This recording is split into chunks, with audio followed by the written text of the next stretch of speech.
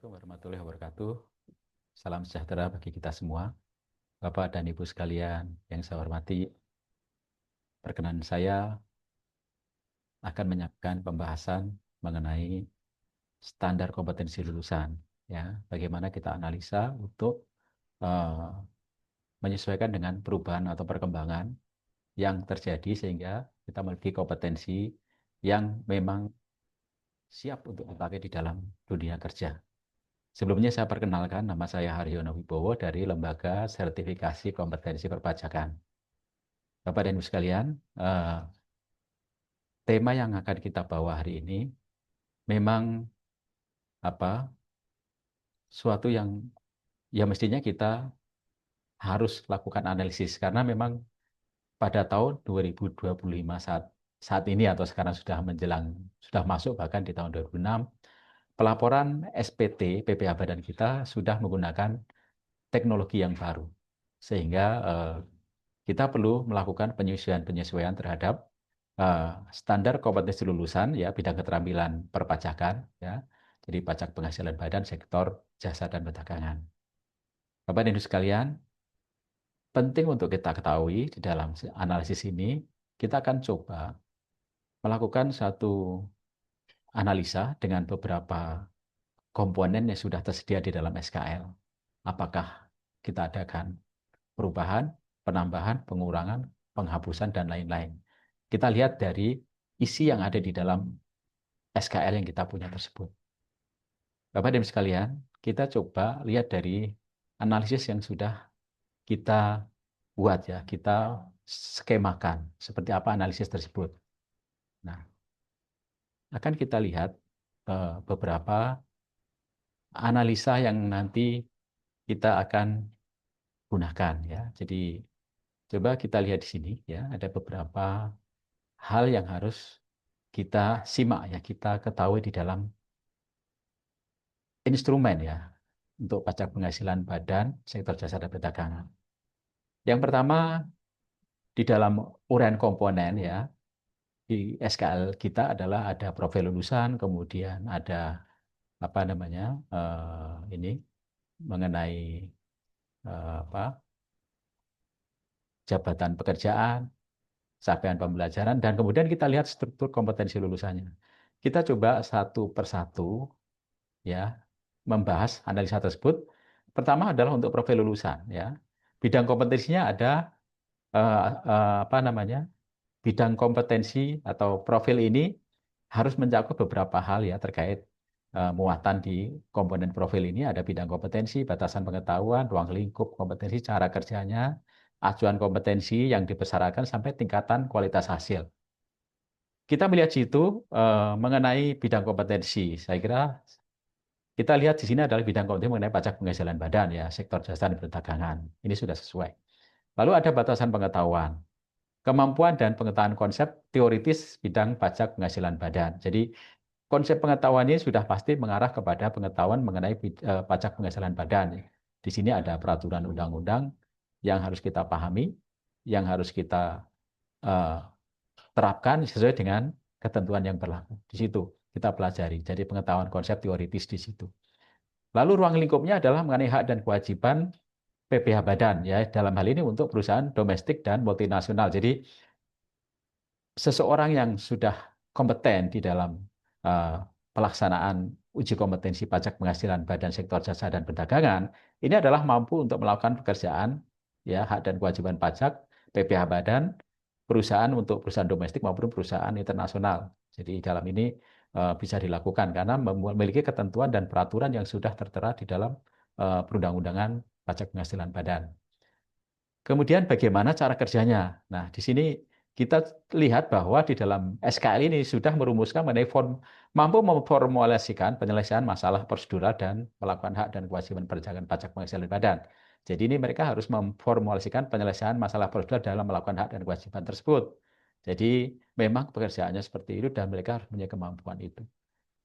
Acuan kompetensi yang disyaratkan ini adalah menganalisis pilihan metode yang sesuai dan beragam pilihan yang sudah maupun belum baku ya sesuai dengan ketentuan otoritas pajak tentu. Jadi mereka harus mampu menganalisis itu. Jadi kemampuan analisa terhadap berbagai pilihan ya, baik itu metode yang sudah baku maupun belum baku.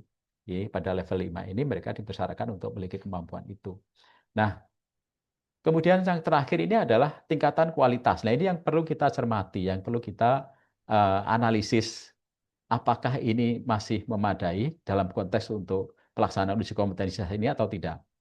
Karena ada perubahan-perubahan secara teknologi di dalam pelaksanaan pelaporan SPT tahunan. Kita sudah menggunakan Kortek ya, terutama SPT tahunan badan.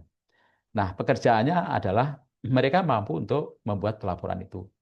Jadi di dalam konteks SKL yang kita punya, maka di sini adalah menunjukkan kinerja dengan mutu dan kuantitas yang terukur melalui penggunaan perangkat lunak elektronik dari otoritas pajak ya.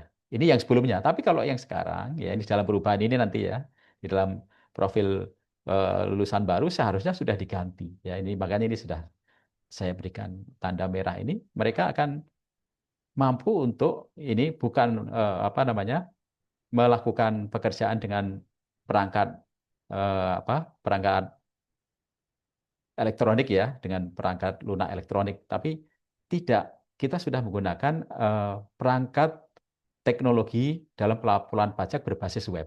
Jadi perubahannya ada di sini. Sehingga secara keseluruhan ini adalah pada jenjang ini komponen di dalam profil lulusan sudah memadai. Nanti ada perubahan di dalam konteks tidak lagi menggunakan perangkat lunak elektronik, tapi kita sudah menggunakan teknologi berbasis web. Itu yang harus ada perubahan, karena memang berubah di situ secara keseluruhan. Nah, jabatan saya kira sama ya. Di sini ada jabatan yang kita punya. Mereka mampu melakukan pekerjaan sebagai asisten manajer ya di dalam perusahaan domestik maupun multinasional. Nah, ini saya kira cukup memadai karena mereka memiliki kemampuan untuk bekerja di bidang tersebut dan memiliki kemampuan pengetahuan maupun kemampuan keterampilan. Jadi ini saya kira tidak ada perubahan. Lalu capaian pembelajarannya adalah kita di dalam konteks perpajakan kita menggunakan standar kompetensi kerja nasional Indonesia yaitu SKKNI. Ya, kita KKNI bidang perpajakan ya yang sudah disahkan oleh Kemenaker ya pada tahun 2014. Jadi di sini juga sama ya. Jadi hanya secara teknis perlu diadaptasi dengan teknologi dan peraturan terbaru atau terupdate ini ya, nanti capaian pembelajaran lama ini harus kita ganti. Jadi capaian pembelajarannya ini adalah nanti redaksionalnya kita rubah ya. Jadi kita rubah ya, capaian pembelajarannya adalah eh, sejak 2015 sudah berpindah dengan menggunakan teknologi berbasis web ya. Jadi artinya bahwa nanti akan berubah, bukan lagi menggunakan aplikasi yang bisa di-download kemudian kita isi lalu kemudian kita bisa laporkan ya, dengan awalnya kita isi dengan offline lalu kita kirimkan. Kalau sekarang karena berbasis web, maka nanti inilah yang harus kita kuatkan ya di dalam pemahaman teknologi berbasis web tersebut, atau apa namanya di dalam pelaporan kita namakan dengan menggunakan Cortex tadi. Jadi inilah kita melakukan adaptasi terhadap perkembangan perubahan peraturan dan teknologi ya dalam pelaksanaan kewajiban PPh Badan tersebut. Struktur kompetensinya kalau kita lihat ini sebagai contoh ya, sebagai contoh saja bahwa ini struktur kompetensi lulus kan ada unit kompetensi ya, ada elemen kompetensi, ada indikator yang selaras ya, indikator kelulusannya. Elemen kompetensi memenuhi kaidah atau tidak. Indikator lulusan memenuhi komponen dari A sampai CD atau tidak, A, B, C, D ya gitu ya. Nah, apa yang kita lihat itu adalah bahwa perlu ada penyesuaian atau ada perubahan di sini mengenai mampu menyiapkan aplikasi surat pemberitahuan elektronik. Ya, kita akan berubah ya, dan dalam analisanya nanti di dalam usulannya adalah struktur kompetensi lulusan lama lengkap secara unit kompetensi, elemen kompetensi maupun indikator kelulusannya. Tapi perlu penyesuaian terhadap eh, elemen kompetensi ya mengenai penggunaan aplikasi itu. Jadi sekarang kita berubah harus mampu melakukan akses dan pengisian SPT berbasis web dari otoritas pajak. Dan jadi elemen kompetensinya nanti akan berubah seperti itu. Ya karena memang sudah tidak menggunakan lagi aplikasi itu. Lalu kemudian terkait dengan pengetahuan, ya pengetahuan ini juga berubah. Jadi nanti mereka harus menguasai pengetahuan berbasis web ya di dalam penyampaian SPT tahunan. Ya ini akan menguasai kemampuan di bidang web tersebut ya, atau Cortex lah kita katakan di dalam penggunaan teknologi yang sekarang dipakai oleh Direktorat Jenderal Pajak. Nah, seperti itu merupakan satu analisis yang kita bisa diskusikan kembali nanti di dalam konteks ada eh, perubahan apa yang menjadi kunci di dalam SKL yang kita punya ya dalam konteks ini adalah mengenai PPh Badan Sektor Jasa dan Perdagangan. Jadi konteksnya adalah bagaimana SKL ini memang teradaptasi ya dengan eh, kemampuan atau fungsi yang ada di dalam uji kompetensi itu. Jadi tidak tidak lagi menggunakan yang sudah lama, tapi kita akan berubah menjadi yang baru. Nah, kuncinya adalah memang perubahan di dalam aplikasi itu. Ya, itu kita memang harus kita rubah. Lalu kemudian bagaimana implementasi di dalam lembaga pelatihan? Ya, berarti nanti akan menyangkut beberapa hal, kisi-kisi materi uji prakteknya, termasuk contoh soalnya harus dilakukan perubahan. Ya, nanti akan kita sesuaikan dengan SKL yang ada perubahan terkait dengan aplikasi tersebut. Dan kemudian yang terakhir saya kira untuk menyempurnakan ini bagaimana nanti kita bisa melihat ya bagaimana ke depannya ini, bagaimana kita melakukan tindakan ini terhadap bagaimana lembaga kursus bisa mengadaptasi ini. Maka kita sesuaikan ya. Kalau sekarang sudah ada dummy yang kita gunakan untuk pelaksanaan pelaporan SPT badan. Jadi itu bisa menjadi bahan untuk latihan. Nah, bagaimana nanti peraturan berikutnya? Maka yang kita rubah adalah kita harus mampu atau peserta harus mampu untuk menyiapkan data dalam bentuk worksheet yang nanti siap untuk bisa kita isikan di dalam proses SPT tahunan badan tersebut. Jadi kemampuan analisa ini yang kita nanti harus perkuat, kemudian kemampuan teknologi berbasis web tadi, mereka sudah sangat-sangat bisa menjalankan seperti itu. Nah, itu saya kira yang perlu kita harus tekankan kepada para peserta uji kompetensi, termasuk nanti ada beberapa perubahan mengenai kurikulum pembelajaran sehingga akan mencapai kompetensi yang kita harapkan dari adaptasi terhadap perubahan dan perkembangan teknologi yang dipakai oleh Direktorat Jenderal Pajak pada saat ini.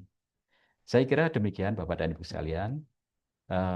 Mudah-mudahan ini bermanfaat dan kemudian kita bisa melakukan uji kompetensi dengan hasil yang lebih berkualitas, lebih bisa diterima secara luas dan menjadi salah satu uji kompetensi yang diminati oleh seluruh dunia usaha dan industri. Ya, khususnya dalam konteks kita menciptakan para praktisi di bidang pajak penghasilan badan. Demikian, terima kasih. Mohon maaf atas segala kekurangan dan wassalamualaikum warahmatullahi wabarakatuh.